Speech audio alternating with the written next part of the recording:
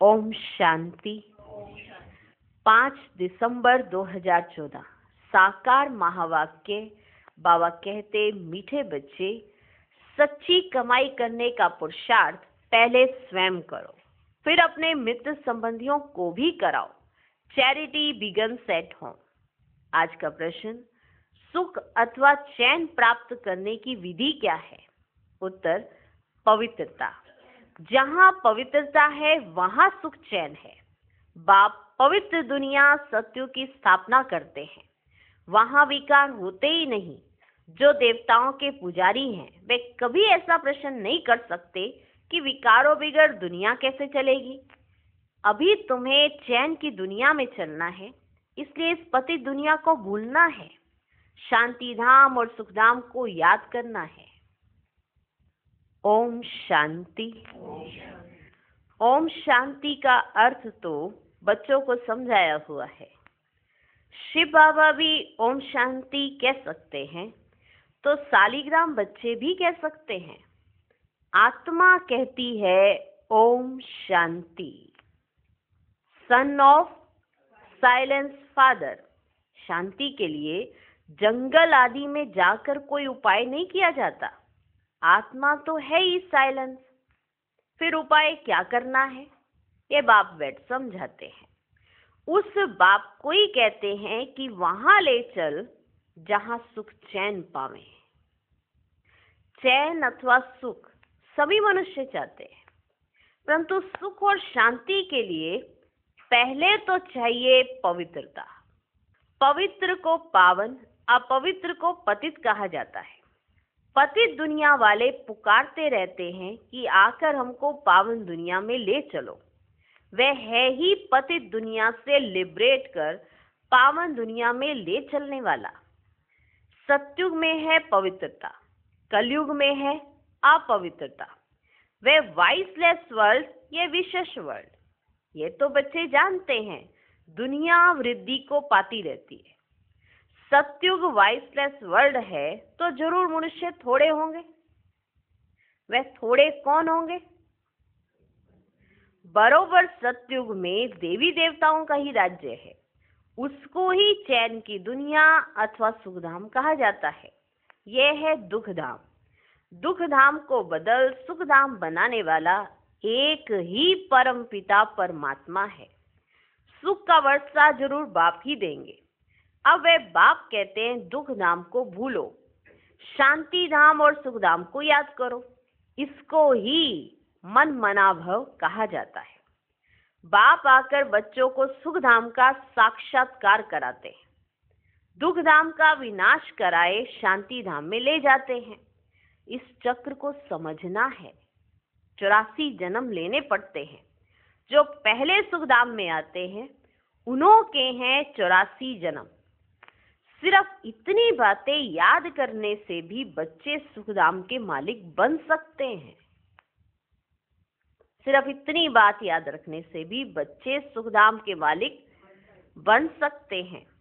बाप कहते, बच्चे शांति धाम को याद करो और फिर वर्षे को अर्थात सुखधाम को याद करो। पहले पहले तुम शांति धाम में जाते हो तो अपने को शांति धाम ब्रह्मांड का मालिक समझो। चलते फिरते अपने को वहां के वासी समझेंगे तो यह दुनिया भूलती जाएगी। सतयुग है सुखधाम, परंतु सभी तो सतयुग में आ नहीं सकते। ये बातें समझेंगे ही वे जो देवताओं के पुजारी हैं। यह है सच्ची कमाई जो सच्चा बाप सिखलाते हैं। बाकी सभी हैं झूठी कमाइयां।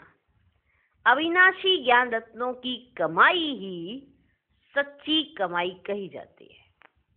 बाकी विनाशी धन दौलत वह है झूठी कमाई। द्वापर से लेकर वे झूठी कमाई करते आए हैं। इस अविनाशी सच्ची कमाई की प्रारब्ध सत्युग से शुरू हो त्रेता में पूरी होती है, अर्थात आधा कल्प भोगते हैं, फिर बाद में झूठी कमाई शुरू होती है, जिससे अल्पकाल क्षणभंगुर सुख मिलता है। ये अविनाशी ज्ञान रतन ज्ञान सागर ही देते हैं। सच्ची कमाई सच्चा बाप कराते हैं। भारत सचखंड था, भारत ही अब झूठ खंड बना है। और खंडों को सचखंड झूठ खंड नहीं कहा जाता है। सचखंड बनाने वाला बादशाह ट्रुथ वे है। सच्चा है एक गॉडफादर, बाकी हैं झूठे फादर। सतयुग में भी सच्चे फादर मिलते हैं, क्योंकि वहां झूठ पाप होता ही नहीं है। यह है ही पाप आत्माओं की दुनिया, वह है पुण्य आत्माओं की दुनिया। तो अब इस सच्ची कमाई के लिए कितना पुरुषार्थ करना चाहिए? सच्ची कमाई, झूठी कमाई, पावन कहाँ होते हैं और पावन बनने का पुरुषार्थ कहाँ करना है, ये सब बाबा हमको समझाते हैं। इस सच्ची कमाई के लिए कितना पुरुषार्थ करना चाहिए? जिन्होंने कल्प पहले कमाई की है वही करेंगे। पहले खुद सच्ची कमाई कर, फिर पियर और ससुर घर को यही सच्ची कमाई करानी है। Charity begins at home. सर्वव्यापी के ज्ञान वाले भक्ति कर नहीं सकते। सर्वव्यापी के ज्ञान वाले भक्ति कर नहीं सकते। जब सभी भगवान के रूप हैं, फिर भक्ति किसकी करते हैं? तो इसी दुबंध से निकालने में मेहनत करनी पड़ती है। सन्यासी लोग चैरिटी बिगन्स एट होम क्या करेंगे? पहले तो वे घर बार का समाचार सुनाते ही नहीं है। बोलो, क्यों नहीं सुनाते हो? मालूम तो होना चाहिए ना। बतलाने में क्या है? फलाने घर के थे, फिर सन्यास धारण किया। सहज बात है ना। आप सन्यासी बने, अगर उनसे पूछेंगे कि आपके घर बार का क्या है, तो वो बतलाते नहीं है। तो फिर बाबा कहते पूछना चाहिए, बतलाते क्यों नहीं हो? फलाने घर के थे, फिर सन्यास धारण किया। तुमसे पूछें तो तुम झट बतला सकते हो। सन्यासियों के फॉलोअर्स तो बहुत हैं। वे फिर अगर बैठ कहें कि भगवान एक है, तो सभी उनसे पूछेंगे तुमको किसने ये ज्ञान सुनाया? कहें बीके ने, तो सारा उनका धंधा ही खल्लास हो जाए। ऐसे कौन अपनी इज्जत गवाएंगे? फिर कोई खाना भी ना दे। इसलिए सन्यासियों के लिए तो बहुत मुश्किल है। पहले तो अपने मित्र संबंधियों आदि को ज्ञान दे, सच्ची कमाई करानी पड़े, जिससे वे 21 जन्म सुख पावे। बात है बहुत सहज, परंतु ड्रामा में इतने शास्त्र मंदिर आदि बनने की भी तो नूंद है। पतित दुनिया में रहने वाले कहते हैं अब पावन दुनिया में ले चलो। सतयुग को 5000 वर्ष हुए, उन्होंने तो कलयुग की आयु ही लाखों वर्ष कह दी है। तो फिर मनुष्य कैसे समझें कि सुखधाम कहाँ है, कब होगा? वे तो कहते महाप्रलय होती है, तब फिर सतयुग होता है। पहले पहले श्री कृष्ण अंगूठा चूसता सागर में पीपल के पत्ते पर आता है। अब कहाँ की बात कहाँ ले गए? अब बाप कहते ब्रह्मा द्वारा मैं सभी वेदों शास्त्रों का सार सुनाता हूं, इसलिए विष्णु की नाभि कमल से ब्रह्मा दिखाते हैं और फिर हाथ में शास्त्र दे दिए हैं।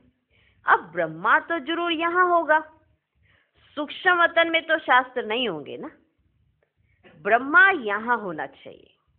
विष्णु लक्ष्मी नारायण के रूप भी तो यहां होते हैं। ब्रह्मा ही सो विष्णु बनता है, फिर विष्णु सो ब्रह्मा बनता है। अब ब्रह्मा से विष्णु निकलता, व विष्णु से ब्रह्मा निकलता। ये सब समझने की बातें हैं, परंतु इन बातों के समझेंगे वे जो अच्छी रीति पढ़ेंगे। बाप कहते जब तक तुम्हारा शरीर छूटे तब तक समझते ही रहेंगे। तुम बिल्कुल ही 100% बेसमझ कंगाल बन पड़े हो। तुम ही समझदार देवी देवता थे, अब फिर से तुम देवी देवता बन रहे हो। मनुष्य तो बना न सके। तुम सो देवता थे, फिर 84 जन्म लेते लेते एकदम कलाहीन हो गए हो। तुम सुखधाम में बहुत चैन में थे, अब बेचैन हो। तुम सुखधाम में बहुत चैन में रहते थे, अब बेचैन हो। तुम 84 जन्मों का हिसाब बता सकते हो? इस्लामी, बोधी, सिख, ईसाई, मठ, पंथ सब कितना जन्म लेंगे? यह हिसाब निकालना तो सहज है। स्वर्ग के मालिक तो भारतवासी ही बनेंगे। सैपलिंग लगती है ना। यह है समझानी, यह है समझानी। खुद समझ जाएं तो फिर पहले पहले अपने माता पिता, बहन भाइयों को ज्ञान देना पड़े। अगर खुद में समझ आ जाए कि हमें पढ़ाने वाला कौन, हमें ये ज्ञान देने वाला कौन, तो सबसे पहले अपने माता पिता और बहन भाइयों को ज्ञान देना पड़े।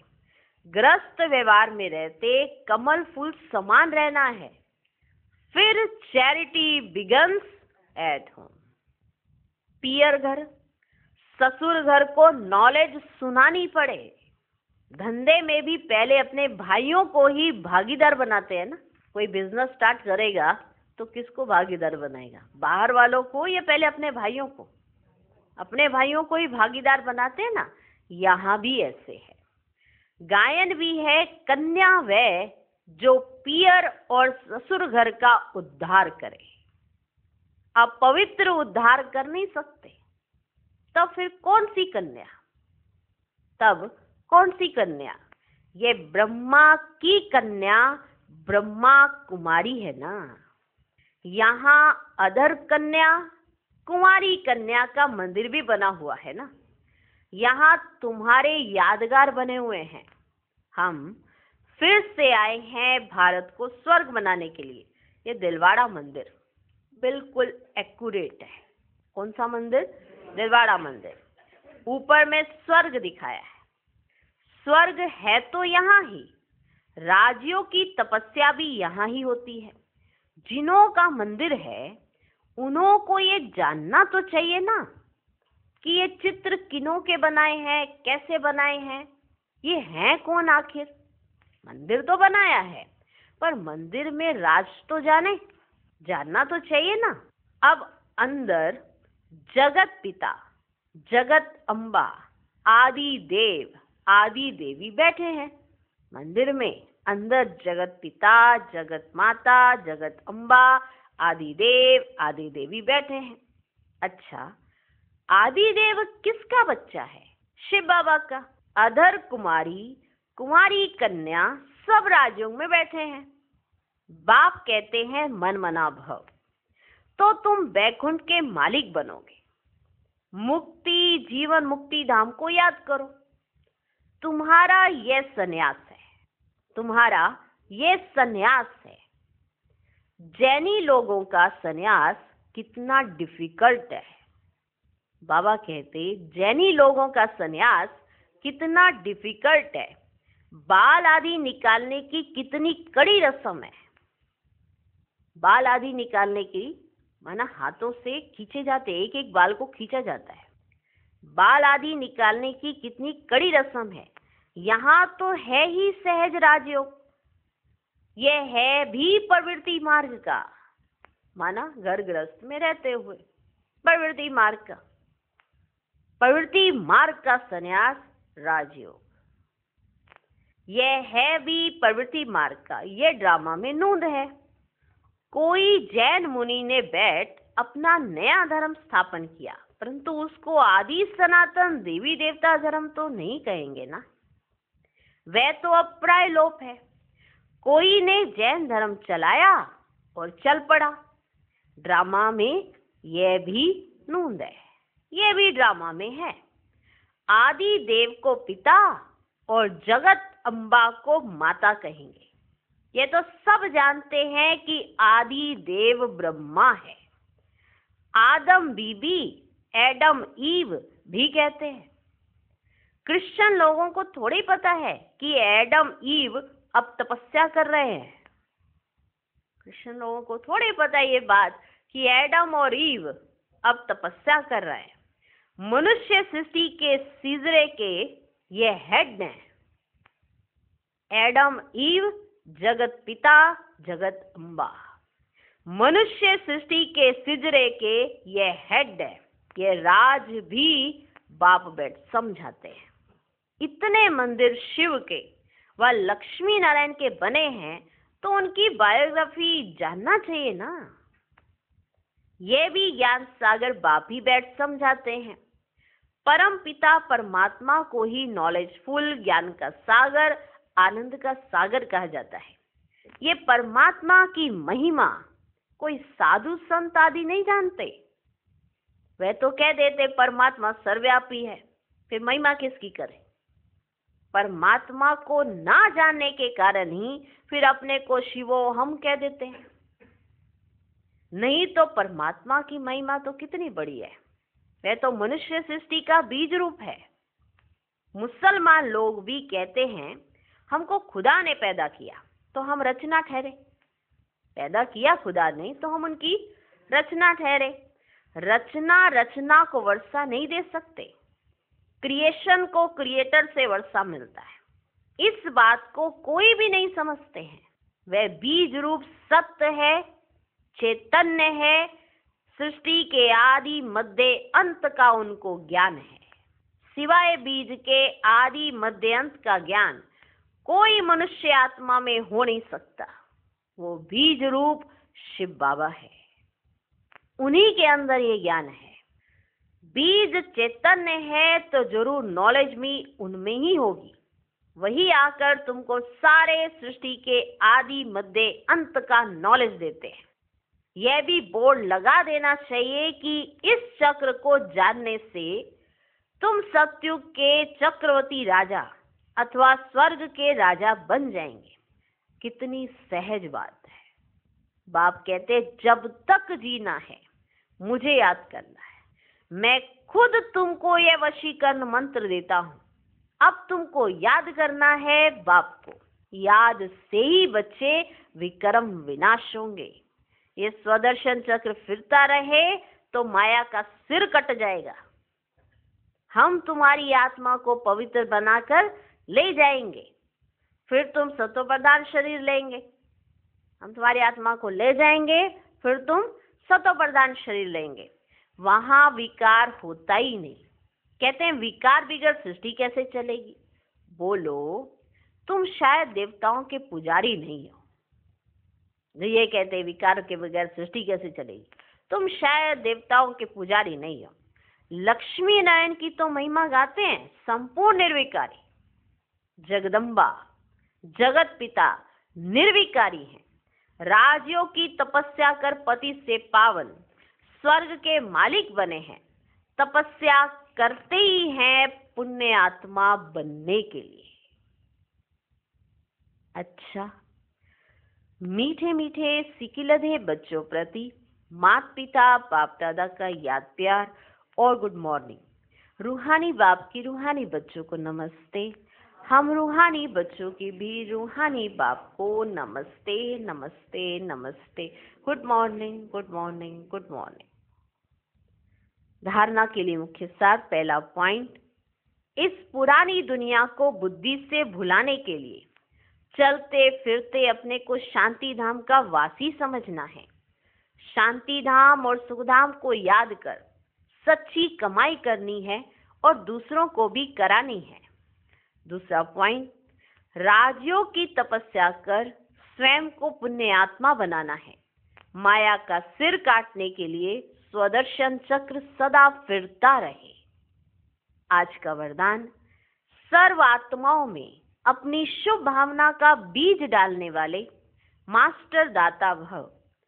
फल का इंतजार ना कर, आप अपनी शुभ भावना का बीज हर आत्मा में डालते चलो। समय पर सर्व आत्माओं को जगना ही है। कोई अपोजिशन भी करता है तो भी आपको रहम की भावना नहीं छोड़नी है। ये अपोजिशन, इंसल्ट, गालियां खाद का काम करेंगी और अच्छा फल निकलेगा। जितना गाली देते हैं उतना गुण गाएंगे। इसलिए हर आत्मा को अपनी वृत्ति द्वारा, वाइब्रेशन द्वारा, वाणी द्वारा मास्टर दाता बन देते चलो। आज का स्लोगन, सदा प्रेम, सुख, शांति और आनंद के सागर में समाये हुए बच्चे ही सच्चे तपस्वी हैं। ओम शांति।